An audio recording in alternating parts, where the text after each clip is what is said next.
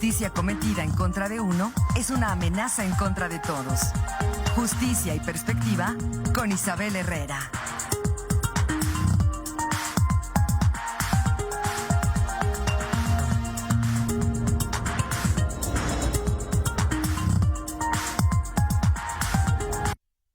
Son las 7 de la mañana ya con 59 minutos. Es miércoles y en esta ocasión a través de la vía telefónica vamos a escuchar los oportunos comentarios, reflexiones y análisis de la licenciada Isabel Herrera. Isabel, ¿cómo estás? Muy buenos días. Es un gusto saludarte en esta mañana.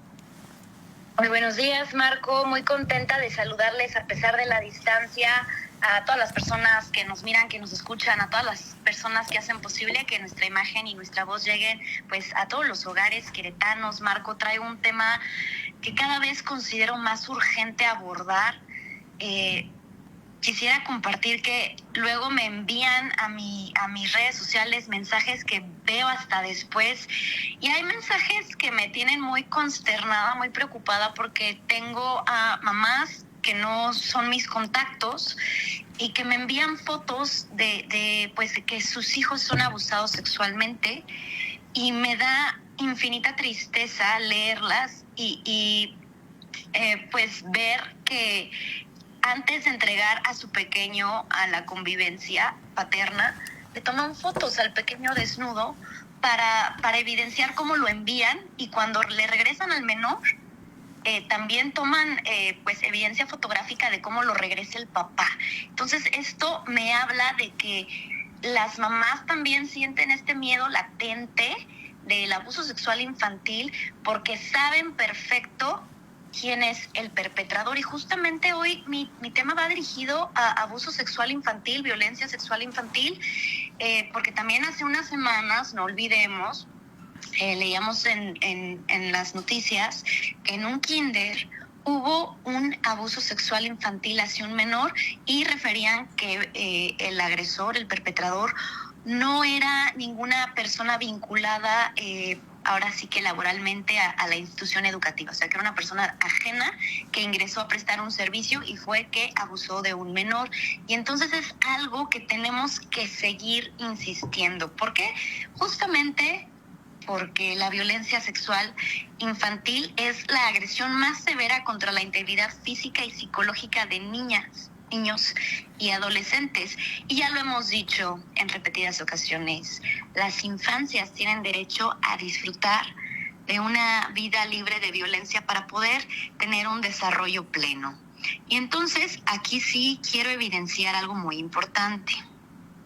Toda persona adulta que tenga conocimiento de que un menor de edad, de un niño, niña o adolescente, es violentado física o sexualmente, tiene la obligación, no solo moral, tiene la obligación legal de actuar, de alzar la voz. ¿Por qué? Porque justamente es la obligación de todos y de todas. Ya he abordado aquí el interés superior de la niñez, no solo corresponde a las entidades, a los estados, a las instituciones.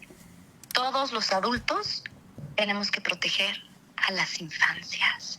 También, en la toma de decisiones de las instituciones, políticas públicas, jueces, juezas, magistrados, lo más sagrado que existe es el interés superior de la niñez, y es triste que todavía se los tenemos que recordar. Recordemos también que cuando los niños, niñas y adolescentes pues van ahora sí que desarrollándose en esta etapa, esta es la etapa más importante, porque justamente aquí están construyendo las bases de su socialización y justamente están construyendo, se supone que relaciones positivas. Entonces, si vemos que una niña, niño o adolescente es violentado sexualmente y como adultos no intervenimos, no hacemos nada, no solo vamos a ser cómplices, va a continuar esta agresión sexual, estamos fomentando, estamos ahora sí que del lado del opresor, del agresor, por decirlo así, con nuestro silencio, pero también le estamos enseñando con un mensaje tácito a esa infancia, a ese adolescente, que justamente es normalizar la violencia y que es normal, ¿no?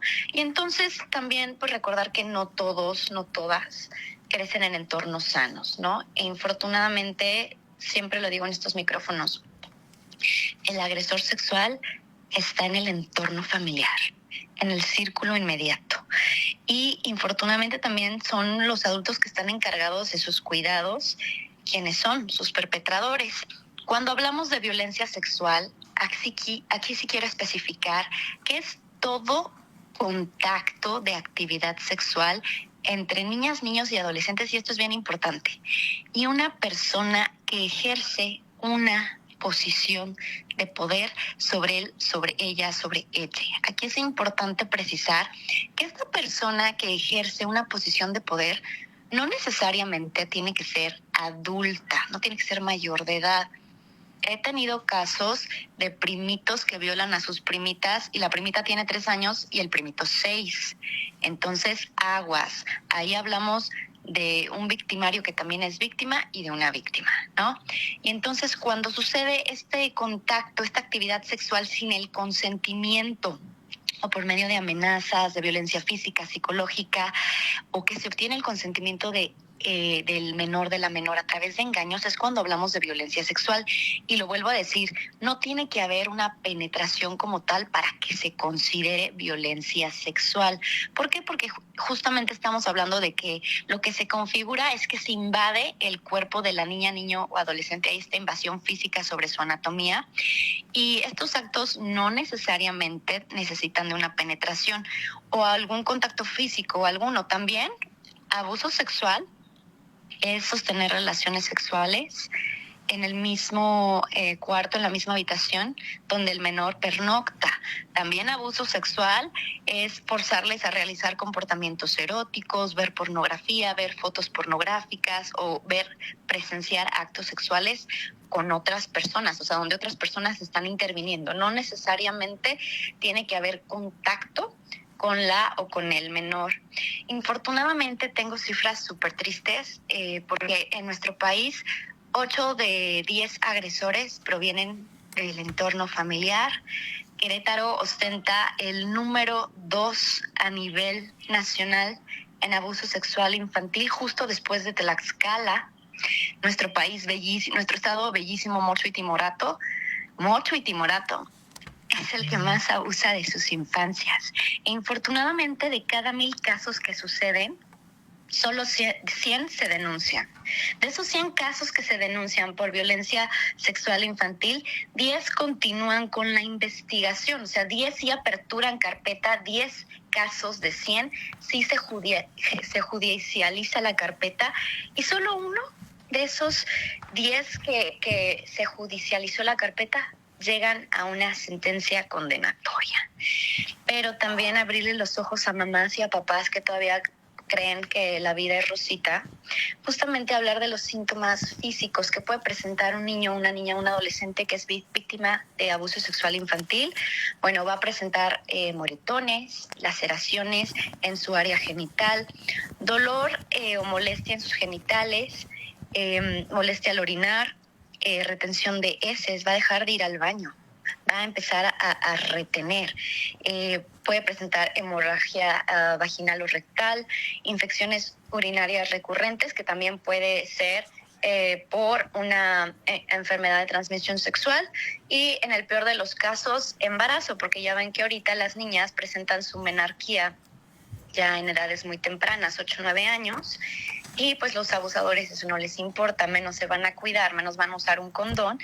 Muchos de los casos terminan en embarazo. Ya he abordado también el tema de la NOM 046, qué hacer cuando abusan sexualmente de ti o te violan. Hay que presentarse en un hospital, no importa si no habrá una denuncia de por medio, pero el hospital tiene la obligación de brindarte la atención para brindarte lo que pueda interrumpir cualquier embarazo y que no te contagien de ninguna enfermedad de transmisión sexual. Ahora, vámonos también a los síntomas emocionales para usted, mamá, papá, que me esté escuchando. El niño, la niña, el adolescente va a empezar a presentar miedo, fobia, depresión, ansiedad, baja autoestima, culpa o autolesiones. Es decir, va a empezar a cambiar su conducta. Si su niño era extrovertido, se va a volver introvertido. Va a empezar también a presentar problemas cognitivos.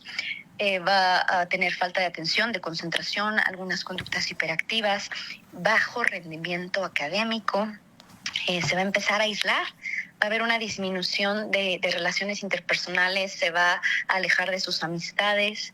En cuanto a trastornos de sueño, puede presentar pesadillas, también puede presentar falta de control de esfínteres o que sea una niña, niño o adolescente que ya no está yendo al baño, está conteniendo. También puede presentar trastornos de la conducta alimenticia, donde puede empezar a comer por compulsión o perder el apetito, pero esto nos habla de un control, ¿no? Como no pudo controlar el abuso, ahora intenta controlar lo que ingresa a su cuerpo, entonces puede ser un exceso o puede ser que se prive del alimento. Puede presentar, que es lo que yo he visto en los casos que he llevado, conductas sexualizadas, donde el niño o la niña presentan una estimulación manual compulsiva, es decir, se masturban en público, pueden presentar imitación de actos sexuales y pueden empezar a hablar con un vocabulario sexual inadecuado a su edad. Entonces, estar ahí siempre presentes, papá, mamá, créanme que una niña, niño o adolescente nunca miente en estos casos. No es que tengan imaginación, no es que tengan la malicia. Infortunadamente, por ahí llevé un caso en un juzgado familiar donde pues la juez decía que la niña mentía y con todo y denuncias en fiscalía, peritajes psicológicos, físicos y todo, pues no se lograban suspender las convivencias, ¿no? Entonces forzaban a la menor a convivir con su perpetrador. Y son casos lamentables que suceden aquí en Querétaro y que pocas veces se abordan. Y yo me quiero despedir, Marco, a todas las personas que nos están mirando y escuchando con una reflexión. ¿Qué va a ser del futuro de estas personas, de estos niños, niñas y adolescentes cuando crezcan y sigan con estas secuelas de abuso sexual infantil? ¿Serán víctimas eternas o serán victimarios de otras personas, de otros niños? ¿Qué patrón van a repetir? Les dejo esa reflexión porque les estamos construyendo, se supone que una vida libre de violencia. Cuando estamos permitiendo la violencia desde cualquiera de las esferas que pueden colaborar o de verdad tener un impacto en que una niña, niño o adolescente no sea víctima de violencia y no sucede nada. Se sigue normalizando la violencia cuando papá y mamá no le creen al menor. Cuando en la escuela no detectan estos síntomas, que afortunadamente yo sí les tengo que reconocer, van 2 escuelas, ¿cómo les dicen?, de gobierno, que están a las vivas y en 2 escuelas han contactado a papás, mamás que yo represento y les dicen, ojo aquí, la nena otra vez está haciendo pipí y ya controlaba esfínteres. ¿Qué está pasando en casa?